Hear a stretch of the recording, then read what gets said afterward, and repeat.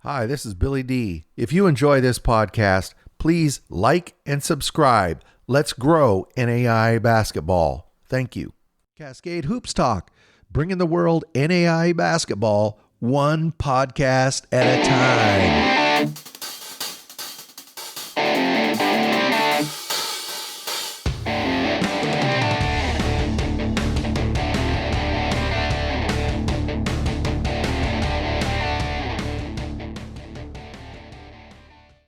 Cascade Hoops Talk, Billy D. Hey, today we have an absolute treat. I'm really excited. We have Danny Miles, Hall of Fame coach, 45 years, head coach at Oregon Tech, 1,040 wins, 3 national championships, and a 23-plus win average per season. Just an amazing career. I was really blessed to meet Danny Miles for the first time. I was 14 years old. I followed Oregon Tech and Danny Miles for every one of his 45 years.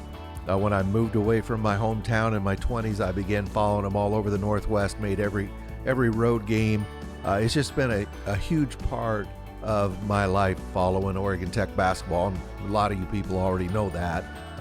But people think, well, did you follow them because they won 70% of their games? Or, winning is always nice, right?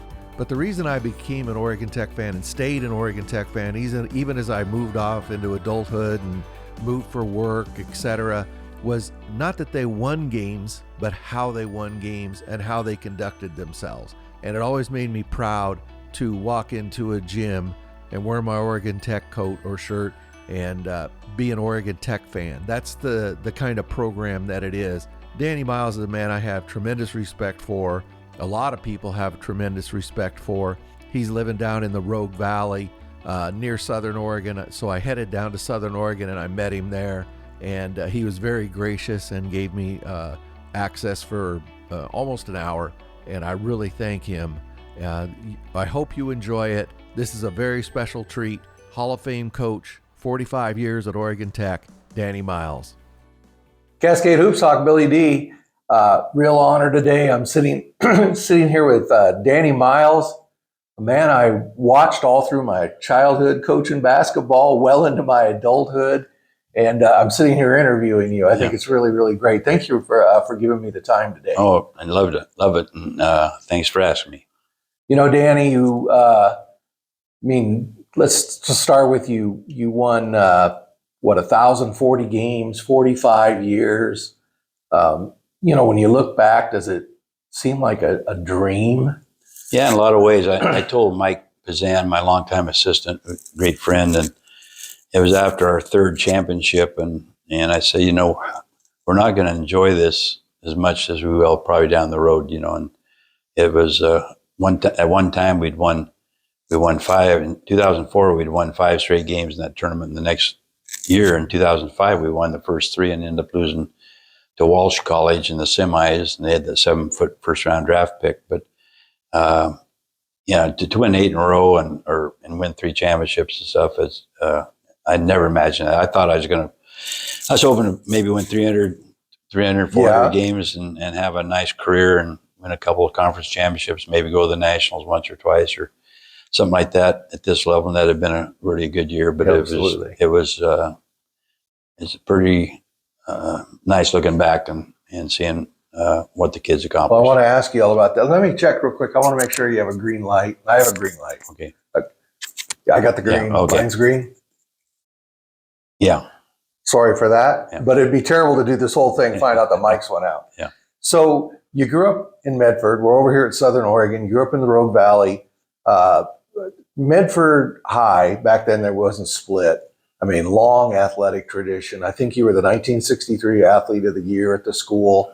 But really, football was the game at Medford. Talk about what it was like to play for Fred Spiegelberg.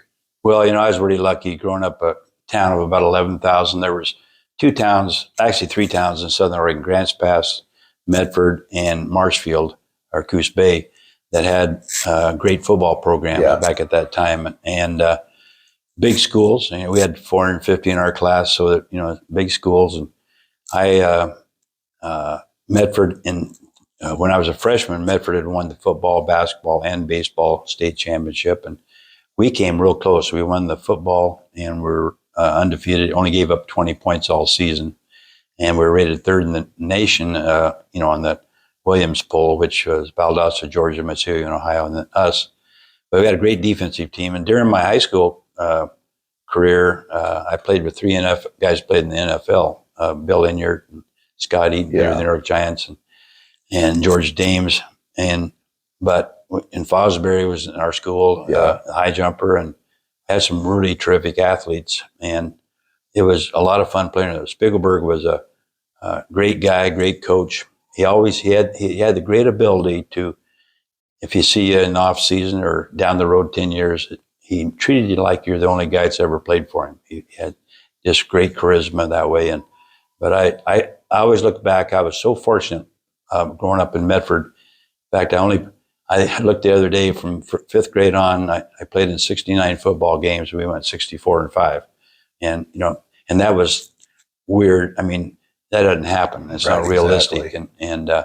But that was just a great program. They had great coaches at every level. 8th grade coach, the 7th, 6th grade coaches were good, and we learned the system. We learned all the system in the 5th grade, and I called my own plays all the way through college. Never had a play called for me. Really? But we were taught to. At that time, that's what you did. Now, your dad was real involved in athletics in Medford. I know they named the baseball field after him over there. Yeah, my dad was an ex-pro player, but he got put in the Medford Hall of Fame and those things and Miles Field is named after him for his work with youth sports and trying to find ballparks and make ballparks where kids had some place to play. He always felt if they're on the ball field, they're not on the streets causing problems, and I think that he was pretty right on that. So you graduated out of Medford. You were going to go to Oregon State and play baseball, but you got dinged up in the off season. Actually, I had a ride to BYU, Oregon State, and Oregon. Okay. And I played when I was 16. I played on Oregon's summer team. I was a 16-year-old. The next youngest was 19. I played with them, Eugene Ducks, but I liked Oregon State's colors better. and I liked they were on the radio in Medford. That's when Pro Throw was coaching, and they were a lot better than the Ducks at that time. So I had a chance to play football and baseball there on scholarship. But I got in a toboggan accident. Oh, that's what it was. And then I transferred to Southern Oregon, and it turned out that accident probably was the best thing that happened to me because I had a chance then to play 3 sports in college, and it opened some doors for me. But I wanted to ask you, when you got hurt on that toboggan, okay, now you can't go to Oregon State. I mean, you're an 18-year-old kid. You're going to go to Oregon State and play 2 sports. Yeah. Now you're coming over to Southern Oregon. I mean, did you feel crushed at the moment? Not really. In fact, I actually went 1 term to Oregon State, and back then there was no fall ball or anything like that, But I was there, and Jimmy Calhoun was here. He was a All-American quarterback at St. Mary's, and he was supposed to be the quarterback the next year, and he wanted me to come down and play quarterback. He'd moved to receiver. So he became the receiver, and I had him and Spike Gordon to throw to, 2 really, good friends. And then Ronnie Williams from Phoenix. And so I came down here, and our first year as quarterback, as a freshman, I was a year younger than everybody, too. Not everybody, but I didn't turn 18 until October in my freshman year. So sitting out that 1 year actually probably helped me, too. But we went 6-2-1 that first year. We lost 1 game by 1 point, and then 13 of us were hurt in another game, and I didn't play in that. We lost by 6 up at British Columbia. So we almost were undefeated that year, and great team, and we were on some good football teams and good athletic teams here. Now you're going to have to help me out on this. I know that you set was a pass completion record here. That still stands. Is that correct? Well, I guess from what I understand, I've held the record now for 55 years. Mac Jones from Alabama beat it the other day. Oh, wow. I completed 190 out of 247 passes, which is right at 77%. And 2 years before, or a couple of years before, Colt McCoy threw an incomplete, and he'd have beat it, except he threw that last incomplete. And then Joe Burrow kind of did the same thing. So then, but Mac Jones holds the record now. Now you see these guys guys at University of Oregon watching these quarterbacks. They're all completing 75% now is considered the average. That's amazing. Average good quarterback. Yeah. It is amazing. They just can really throw it. Yeah. So you graduated from Southern Oregon, and then you ended up going up to Bend, I think, for a year. But before I get to that, when did you decide you wanted to coach? Well, I think actually when I went to Oregon State, I took business, but I had such great coaches growing up, and then my dad died when I was pretty young. So my coaches became my surrogate fathers. Okay. I had the Spiegelbergs, and I had the Barney Riggses and Chief McLeans, and these guys, and there's a lot of guys I could name, but they're the guys I always called when I had any kind of problem, whether it's personal or professional. I know I was offered the Southern Oregon job one year, and I asked Barney Riggs and Chief McLean, who was my 6th grade and my 9th grade coach, to be my assistants. And they were ready to go, but I turned it down. I turned it down. So, but they meant so much to me, and I thought they touched so many kids that gave me a chance to be able to do the same. So that was kind of the model then for you. Yeah. Because that's the way you were all throughout your career. I mean, you were really tight with the guys. You still to this day are. I know that. Yeah. So you go up to Bend. You stay there, I think, a year. You go down to Klamath Falls into the high school system there. I think you're out at Actually, Mazama. it was the other way around. I went to Mazama first. Oh, okay. And I was the assistant baseball and assistant football and 9th grade basketball coach. The next year, I got the head baseball job at Bend. Okay. And then I was assistant football. And then I had a modular scheduling, so I had Tuesdays off. And then I'd play one-on-one with the basketball players, and help them individually. And the next year, though, I had a chance to take a college job, and I was hired as assistant in football, basketball, and baseball. At Oregon Tech. At Oregon Tech, and we went 0-9 in football, 1-21 in basketball, and 3-23 in baseball. I was going to guess that they won one game because that's how many they won every year back. Yeah, it was one game. Yeah, we went 4. My first year as an assistant, 4-54. But I thought it was the greatest coaching experience of my life. It was very humbling, wasn't it? Yeah, it was. And I found, I came up with the term Oregon Tech guy that year. We were playing Nevada lots.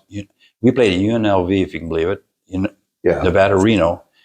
Cal State Fullerton had a team at that time in the Central Western, Eastern Washington. And, we had 13 freshmen starting, 195-pound nose guard. And I remember after the ball game, went over to this one kid because he had to play nose guard against, probably gave away 100 pounds to the center and 2 guards. Got pancaked all day and just kept bouncing up, taking on.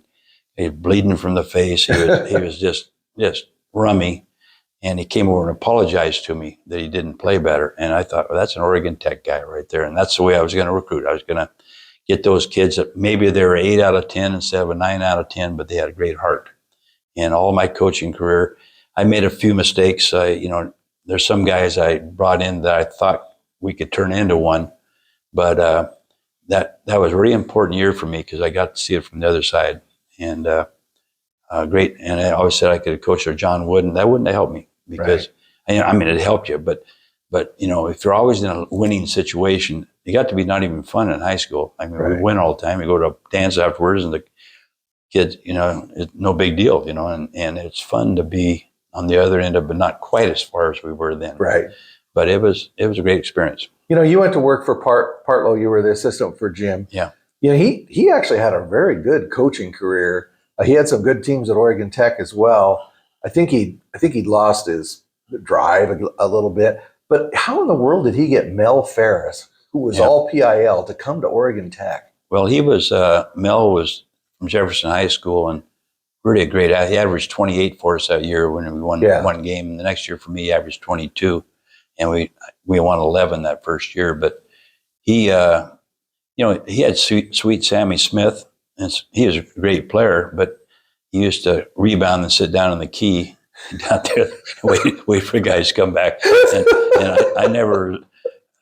There's some interesting guys, and they had some good teams. I think they won the conference championship, 3 times before we got there. But and then he had Swede Holbrook in high school. He was one of the first 7-footers ever. Yeah, Lincoln High School, and then he had Mickey Lolich, pitcher in baseball. So that helped to have those kind of guys. And but he had a tough year. I mean, I was there just 1 year, and it was a difficult year, so I didn't get to see him really coach. Probably at his best. So the next year, you're named a head coach in basketball. You already talked about your idea was to go get kind of tough guys, character guys. You brought in several guys. I mean, Doug Vigneault. I could name. Well, Dave Kerrigan was actually at Southern Oregon, right? And he came over and he was coming off an injury, and he kind of got looked over here, I think. And he came over and played for us. He made All-American for me. He led us to his senior year, and he was from Crater. He played on a 1-21 team there, and nobody really knew about him. But he was a player, and then brought in 2 JC transfers. I used to write to everybody in Street and Smith's magazines. We're first, second, or third team All-American, and then I actually got some letters back from some pretty darn impressive people over the years. But I changed. I found out that, as I said, my philosophy those last 25 years is to get young kids and build them and get Oregon Tech guys, and they'll stay. And it's tougher now, I think, for coaches because these kids everybody's transferring. And but you have to have a real solid base, and that's the key, I think, now. So that first team, that core, you talked about Dave Kerrigan, but Dave Kerrigan and Phil Shear, they were kind of there were good basketball players around. You had Tommy, you had some Doug Vigneault. And we had Mel Ferris. Mel Ferris had that first year. So that first year, I remember because I was the only guy in the gym. You beat Eastern toward the end of the season in Klamath. There's nobody there. But it was pretty apparent at that point that you had started something. Talk about that first year. Well, we went 11-15 in the Evergreen Conference, and we were the only team to ever win on the road in Evergreen during the Evergreen Conference. We won 5 or 6 times, like at East Washington, one time at Central, and once at Western, and it was really hard to do, but we won 2 or 3 conference championships there, and but it was. I mean, that was the best league I ever played in. Puget Sound was in our league 1 year too, and they won the Division II national championships soon after. But I remember going there one time watching their JV team before our game. I don't think we could have beat them. It was just crazy, some of the talent. University of Puget Sound, and then Central Washington. He was always in the Final Four for years. Eastern Washington, they're a major college now. They had some players, but we then the second year we won 15, and we just missed the playoffs barely. And then by the third year, we had people. The fire marshal was never up at the gym, but their people were sitting 10 deep, as you know, on the floor around the gym. It was back when people were thinner, so there's 2,200 seats instead of they got all the safety things and stuff. There's probably only 1,600 seats at Oregon Tech now, but we had 2,200 seats plus, and they'd get all the time. They'd say, everybody stand up, move toward the middle so more people could get in. But it was crazy.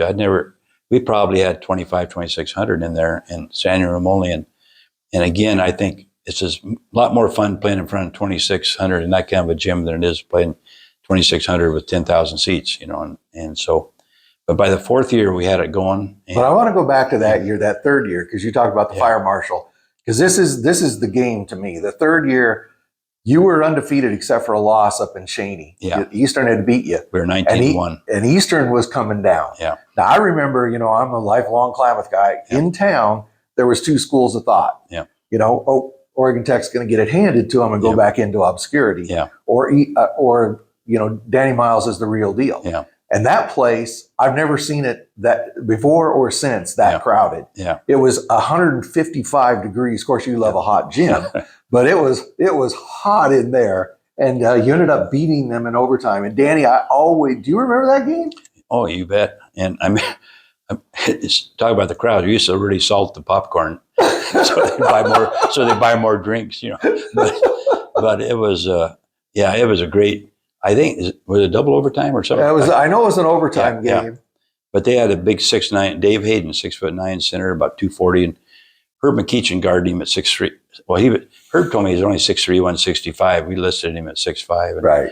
But we had our starters. Nobody was over 6'4", and we had Geno Collins coming off the bench. Elvin Brock was with us for a while, got hurt, and Henry Helicopter White got hurt the first play of practice He was a good ball and we player. thought he was going to be an All-American. And I was doing a loose ball drill, first drill of the season. He broke his leg, and I never ran it again for 45 years.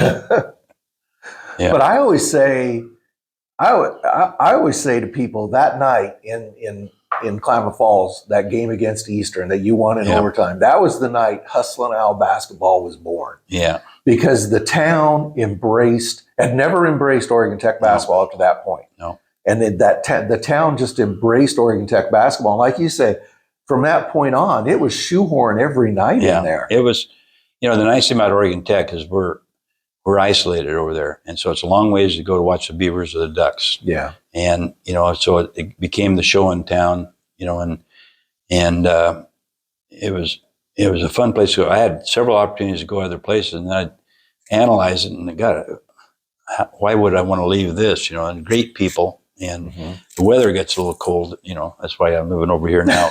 But it was what a neat thing, And we won. We deserved to get great crowds, but the Hustlin' Owl thing. When I got there, we were light blue and called the Owls. I started calling us the Hustlin' Owls. Yeah, I remember. And then we changed the colors to a darker blue, and they still use Hustlin' Owls. But then it became one of the top 10 nicknames in college sports, which is kind of unique. You know what I tell guys when they come to Oregon Tech? When I first meet them, I say that Hustlin' Owls, that's not a mascot. Right. That's a description.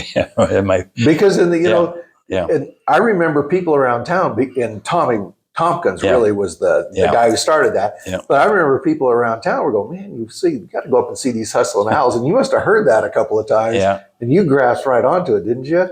Yeah. Again, one thing, I was a young, experienced coach. I'd coached 9th grade basketball one year, but I played college basketball. I loved the game. But one thing, they had great coaches like Dean Nicholson, all these guys around the league. But I thought, they can't out hustle us because we're not going to let that happen. So, and then I had one thing too I always believed in is nobody's going to dunk on us, as far as nobody's going to beat us down court. So we ran pride drill every practice. So we could, but we just never got beat on the break hardly at all. And we played. So they had to really beat us. And our philosophy was out rebounding the opponent and don't turn the ball over. And so for my career, we averaged 9 more shots than our opponents, and 9 more shots is going to give you about 9-point-something points. And so I think that was the thing that I did early. And then I had my value point system. Was my very first year I put it in. Huddle uses it now, and teams all over the world use my value point system. It's been really effective. And I had, I did some things with St. Mary's College and Gardner Webb, North Carolina, and I guys at Ohio State. Now, several people and some pro teams use that system, but I think that really helped us win games. So speaking of Gardner Webb, I think in '74 you won the District 2, right? That's the only way to go to Kansas City. You get back to Kansas City, and it's your first time back there, and you end up having to play Gardner Webb. Talk about that first trip into Kansas City. Well, I kept telling the guys that these guys can't be that good. Except John Drew was playing. He's 6'6", and he led the NBA in 6 years in a row in offensive rebounds. And then they had 3 other guys. I couldn't tell them apart. But at halftime we were down, I think, by 7, and we got beat up by mid-20s or maybe even more than that. But we didn't have the talent. But a lot of those teams that we see back then, there was about 250 teams. The Gramblings and all those that are the historical black universities were all playing that level. And the black athlete back then, a lot of those schools would have beat Oregon State and Oregon, but they didn't have a chance to play because the black kids couldn't play back just before then. And a lot of conferences didn't recruit them, all that kind of stuff. So the tournament was unbelievable talent. And actually, West Georgia won it that year, and Roger Kaiser, who was an All-American with Jerry West and those guys, was coaching them. He became a very close friend at Life College, and he won 4 national championships. Boy, it was. And going to the nationals, we were in the 8 years we were in the championship game to go to the national tournament in Kansas City. We won it 3 times, came in second 5 times, but only 1 out of 16 teams went back then. Right. And now, like 3 out of 10 will go. So a lot of times, because 64 teams go now in the tournament of 130 or something like that. And so back then, there was just a lot more teams and a lot more difficult to get there. Yes. But it was, just there were some great games back in the old days. People say, well, you weren't as good as you were in the latter years. No, we were probably better, or as good or better. I mean, the kids we had back then, to do what they did was pretty darn special. You have 3 national championships. We'll talk about those teams in a moment. Yeah. But a team that I always think gets a little bit forgotten is the team that went back. I think you made the final 8, if I'm not mistaken. I think you got beat by West Virginia Tech. But Doc Earl, Lane Wortman, Keith Benoit, Benny Leppert, Hausinger was on that team. Yeah. That team nobody seems to talk about that team, but I think that's one of the best teams ever to play up there. It was my most talented team. We went 33-5 that year. And West Virginia State beat us in overtime, 94-91 or something like that. And but they had 3 draft choices, and they had a first round. Their center was first round draft pick, and then they had a 5th round. That was back when they had nine rounds. And had a first round, a 5th round, and a 6th round. And but we gave them. I mean, that was a great game. It was on TV. They said the whole town shut down. They had it on Channel 5 or something. And, KOTI or KOBI. And but that was a great team. And we were so deep. We were 10 deep. And had Doc Earl. He was a great player, of course, and Lane Wortman. We had 2 point guards. We had 2 at every position. But we, that 33-5 was pretty darn good with that. That team. We're sitting here at Southern Oregon. That team lost that final regular season game here at Southern Oregon in 1 or 2 overtimes. That was a great game. Great game. Randy Rose was on that team. Yeah, I was going to have to walk home if we could. That's right. I told him if we win 21, win a restaurant. I got real fired up at. We were playing a team in Sheldon Jackson up in Alaska on Sitka. First night, we won by about 8 points. And so we had practice the next day for 2 hours. And I was so upset. The next night, we won by about 45. And I told him that night, I said, we're going to win our next 21 straight games. If we do, I'll walk home from that. So we won 20 straight after that. We go into overtime, and I already had every 3 miles. I had a sandwich, and laid out to go home is 60 miles home. And the guys said they were going to come back and pick me up, but I was going to walk it, But Southern played real well that night and beat us. But that was a good team. It was a very good team.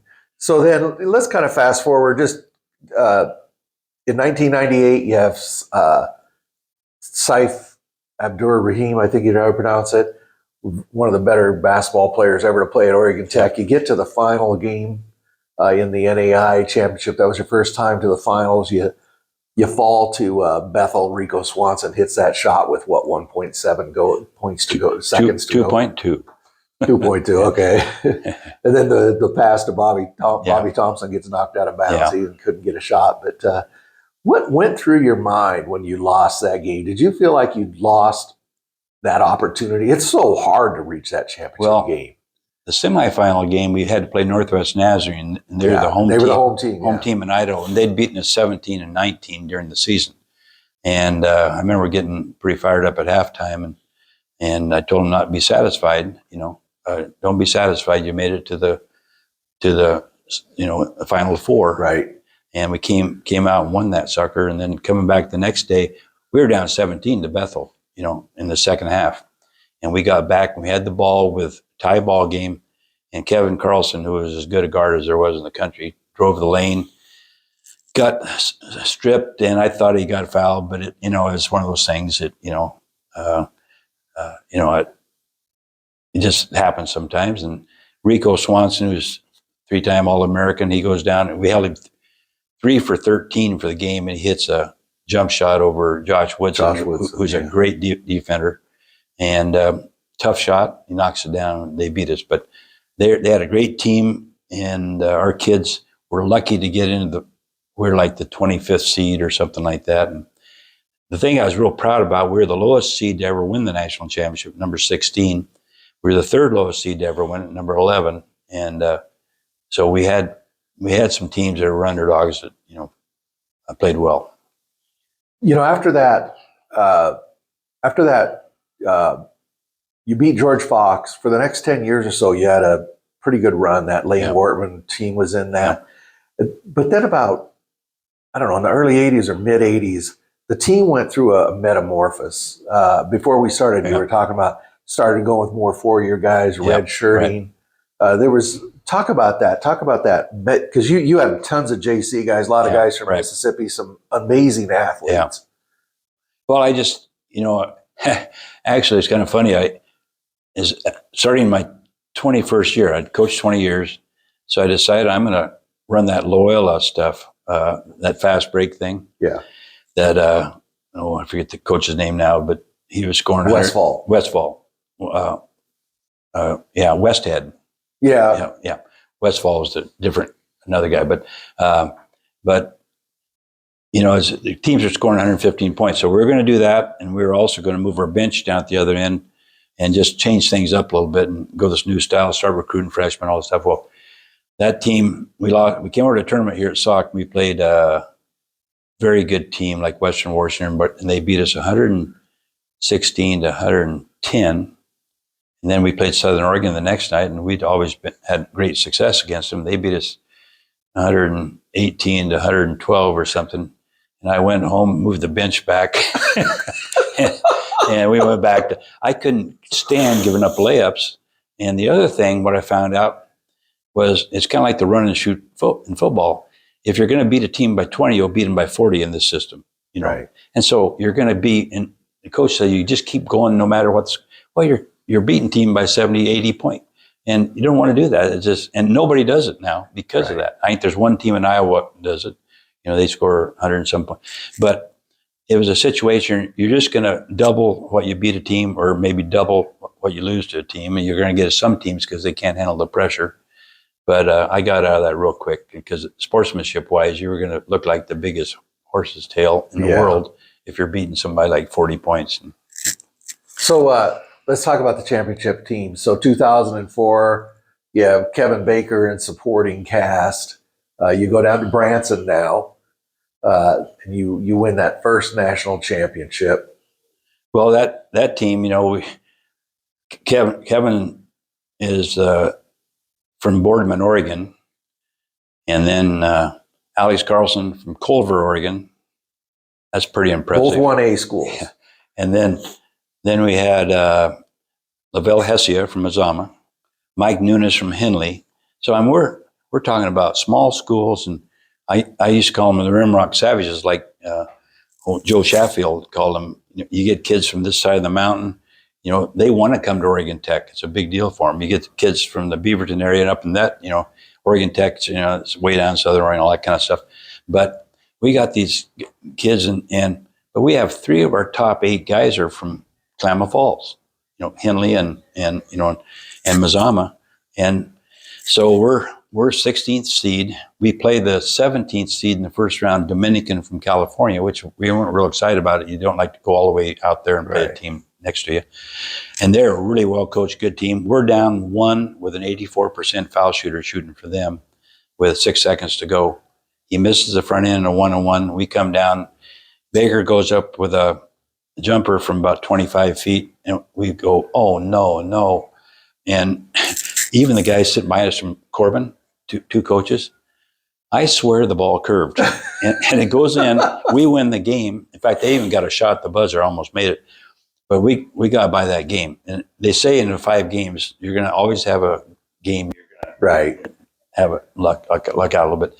Second game, we played Jamestown, and they were like 29-1 or 30-1. Yeah, it's a great program. And they were number 1 team in the nation. We're number 16 seed. I told the kids, if we get into that second round, we're playing this team that's going to be very cocky. They've won like 28 in a row. We're going to get them before the lights are on. So we're playing them before the TV cameras come out for the the big games in the weekend. And we beat them by, I think, 8 or 10. And they had but we had Todd Matthews too at point guard, and he was from Australia, and he played with a broken wrist.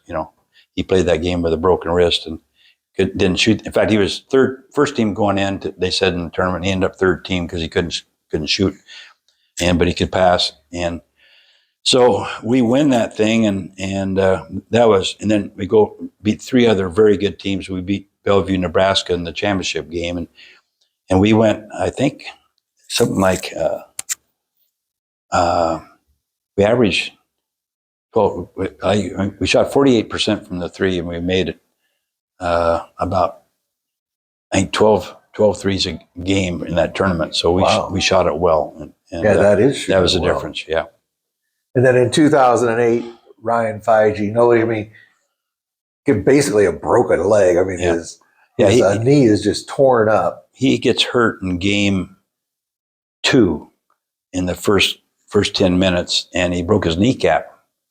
And so tried to tape him up, and I thought he was going to put a little kid in from Henley High School, and he goes in, and we're playing competitive. We go in at halftime down 4 or something, and I go in and I see Ryan sitting there on the bench, and I said, "Guys, Ryan, I'm sorry, it's a tough way to finish your career or whatever." And he said, "No, I'm playing, coach." So he plays, and he wasn't the same as he was for the whole tournament. Right. But he ends up making so many big plays, and we go on and win the national championship. We play Bellevue, Nebraska again, but it's 4 years later. And I just remember one play. Miles Daly took the ball out, threw it to Mike Neroth at half court, and they were full court press, and Mike takes off, and he was in slow motion. And he goes the 47 feet for the layup, and he finally got there. And I swear he's going half speed, but he was, probably going fast because this other guy was coming down trying to block the shot. And of course, if he blocks the shot, we probably don't win, but he makes the basket, and it kind of sold it up for us. But we were 11th seed that time and had to go through some real good teams. Yeah, you beat Grace, I think, in the Final 8 game, I believe, that year. Now, Grace had the Moore brothers. Scott Moore now coaches at Grace, and they'll be out in Klamath Falls in early November for our tournament. Yeah. And then in 2012, Bobby Hunter, the freshman out of Reno, you end up beating Raleigh Massimino in the championship. He had, 3 7-footers or something? Well, they were really, all the coaches, I didn't really want to hear them, but I asked 2 or 3 coaches I know real well, what do you think? I said, Coach, they're probably a 20-point favorite, because their one guard played for the Harlem Globetrotters the next year, a little 5'5" guy. Their 6'3" guard was the National Player of the Year. They had 3 foreign kids, 2 6'8" and a 6'9", as far as their bigs, and all 5 played pro ball the following year. But they went and played Maryland from the ACC in an exhibition game that year and lost 96-92. Then they beat Fordham on the road, but we end up down 18-17 at halftime. We outscored them 46. I told them at halftime, guys, if you're shooting the ball too quick. I said, our philosophy was always scoring the first 2 passes, 2 or 3 passes, or 6 but 4 shots on the 4th or 5th passes usually ends up being a bad shot. And I didn't understand that when I was younger either. Some old coach told me that. I thought didn't know what he was talking about, but I really, really believe it. And so I told the kids at halftime, I promise you'll win this game if you can score on a break. If you don't have the break, I went 5, 6, 7 touches before you score. And the second half, Bobby scored 18 points on layups because we went deep in the count. The little 5'5" guys started wandering a little bit on the 3rd and 4th, 5th pass. Right. And that's what happens. And we shot the heck out of the ball. We won 63-46. We held them to 46 points. Raleigh, we'd beaten Raleigh before, and Sports Illustrated was there. They're all wanting to do a second championship for Raleigh Massimino, and we ended up winning that 17. So that was tremendous win. You had tremendous assistants all through your career, all the way from Fred Hess on. I mean, they're all great guys. But I thought when Mike took the radio headset off, Mike Pazan, and came over and became your full-time assistant, I thought there was a sea change in the team. Yeah. I thought it was calmer. I thought better on the defensive end. Talk about Mike and what he brought. Well, Mike's a real close friend, and Mike, I'd known him. He played Legion Ball. I was coaching Legion Ball in Medford, and knew him from that time. And he had done. He helped me back in the '70s, a couple of years back in the '70s. Yes, yeah. Then he became assistant superintendent and a principal and stuff, and then came back and he did the games with Bobby Thompson, of course, all the time. They're a great duo there. But Mike knew what I wanted. He and I was able to. In fact, even when Paul Poach came, I was able to have one of them kind of with the offense, one of the defense, and I was watching both of them. But getting good assistants like Mike really helped. And the nice thing, all my assistants, all Bobby Polsky, that was there the other night, the Hall of Fame thing, and all the way through, I was really lucky to find people in the town that really wanted to help. But to have Mike I think he coached with me 17 years. To have him for 17 years was tremendous. But I thought he was really special for the program. Oh yeah, great guy, great coach. Okay, I'm going to throw some rapid. We already talked about Scythe. I'm just going to throw some names at you. Doug Vigneault. Best 6'3" postman in the country. He's a tough son of a gun, wasn't he? Tommy Tompkins. Amazing leaper. I named an award after him. Tommy Tompkins Award. He was a kid that he was 8th man his freshman year, 9th man his next year, the 10th man the next year, and 11th man the next year because we got better all the time. And he hustled every minute, and he had well over a 40-inch vertical. 5'10" guys blocking shots all over the gym. And problem was he's in there too much on defense. Yeah. What about Steve Wallace, the guy who ended up losing way too young? Yeah, Steve was a transfer from University of Michigan. He played at Santa Clara and then University of Michigan. Nice kid, and he had some problems. He had difficult time, like taking a test and playing basketball, having more than one thing. It just really bothered me. So we had to made a deal with him. I said, I'll make a deal with it. If you don't play hard, what was it? There's something that the team wouldn't have to run lines or anything, run more of a pride drill when he messes up. But you got to work hard at it, and stuff. So he did, but he was a character, but he played 2 years for us, played well. Then he signed in Argentina, went down there, and he was married a attorney, I guess a beautiful gal that was, and Steve was playing. Then he got a knee injury. He's getting operated on, and he died on the operating table on knee surgery. Yeah, so, it was really tragic. Herb McEachin. Well, he just got put in the Hall of Fame a week or so Very ago. Deservedly. Yeah, he was probably our greatest player ever, as far as he became the what we based everything else. Yeah. Everybody compared to Herb McEachin. He was 4 times All-Conference, every conference. He was 4 times All-Northwest. He was All-Coast, and he was All-American. And he averaged, first year, he was 6'3", 165 pounds. And he started at center for us, and he averaged 15-2 and 10-2. Each year was almost exact same stats. But he was too unselfish. He didn't, and he was very unassuming. And I gave him a bad time the other night. Now he talks all the time. But he said he used to always, they call him, he had a nickname Shoes for a while because he's always looking at the shoes. He always had a tough time looking you in the eyes and stuff. But he just blossomed, and he had a great career and great family. And he had a heck of a career in Australia. Yeah. Great guy. Drew Schubert. Drew was transferred from Oregon State, Klamath Falls kid. His dad had played at Oregon Tech many years before. But Drew scored about 1,500 points in 3 years, and hopefully gets considered for our Hall of Fame soon. But he was one of the guys that led us to the 1979 trip to Kansas City. Yeah. We got beat by High Point, North Carolina, who's another major college now that we played. But they were, again, it's that same conference, and they had athletes, and we didn't shoot the ball very well that night. Justin Parnell. Justin, he transferred over from Northwest Nazareth. His brother played baseball at our place, and we were having some pretty darn good success, and he thought he had a better chance to get the Nationals, maybe coming our way. But Justin, he's one of the very few guys who are All-American that was a defensive stopper. I mean, I had him guard a kid that major college transfer from Warner Pacific one night, 6'5" guy, and he shut him out. But he would take on those roles. He was a good offensive player, but he was a great defensive player. And he's a guy who could shoot deep. He could drive. Good leader.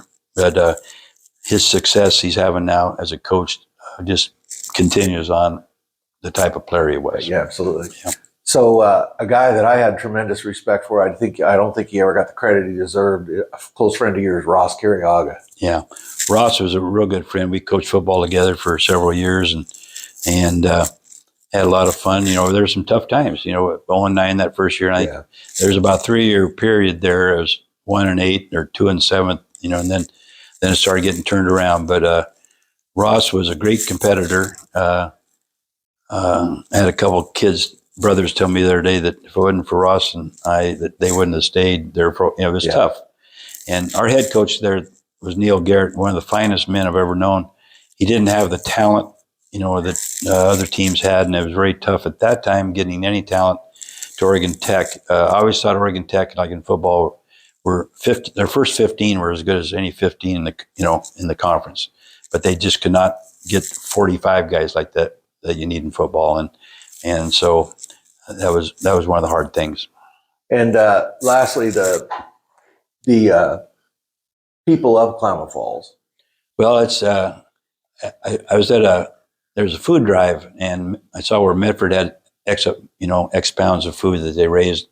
Klamath Falls is about a third as big, and they outraised them. And then I remember for the farmers, they had that where they took water from the lake to the bucket brigade. Yeah, the bucket brigade, and there's about 6,000 people doing sending the water across to the other, and pretty special. And then I was really involved. We were really involved with the Special Olympic kids and special needs kids, and they're just wonderful people. And we used to sit. At our gym, we had an elderly group that sat down, and the 80-year-olds sat down at the one end of the gym, and then we had the special needs kids sit behind our bench, and it was just fun, a fun atmosphere. But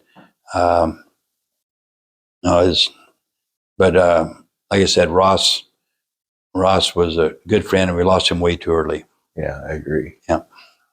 Danny, before I let you go, I have to tell you, when you came to my dad's funeral and you spoke about him, I can't tell you what that meant. Oh, I appreciate it. My dad early on was one of those crazy people that believed Oregon Tech had athletic, there could be some athletic greatness. Right. He truly believed that in the 60s. People thought he was touched in the head. Yeah. But for you to come to his funeral and speak that really meant a lot to me and my family. He was a great friend, and got great memories. And that's the thing now, as I get older, a lot of these guys we had a lot of guys came through with me. I'm 77 now, and these guys lost a lot of people. They're close friends and stuff, but it was a fun run. Well, Danny, I really appreciate you giving me the time. Thank you again to Danny Miles. Very gracious in coming over and giving us the time, driving over to Southern Oregon. Thank you, Danny, very much. I hope everybody enjoyed that. What a special man. And also, thank you to Matt Zozell and Southern Oregon Basketball for allowing us to use their office facilities and their boardroom to sit down with Danny. Thank you very much. I hope you enjoyed this special show. Thank you very much for supporting our podcast. Please like and subscribe. Get out to your local NAIA school, because NAIA basketball is the best entertainment value in America.